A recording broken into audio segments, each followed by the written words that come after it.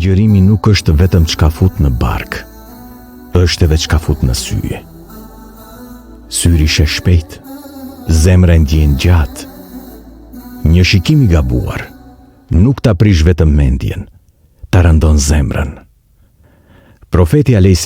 ka thënë se shikimi është një shigjet e helmuar e shejtanit.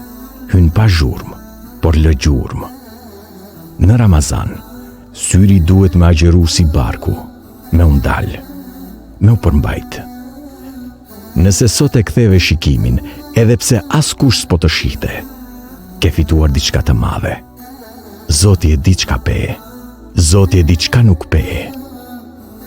Ramazani po të mëson se qetësia vjen kur i mbyll disa dyer vet, sepse jo gjithçka që shihet duhet parë.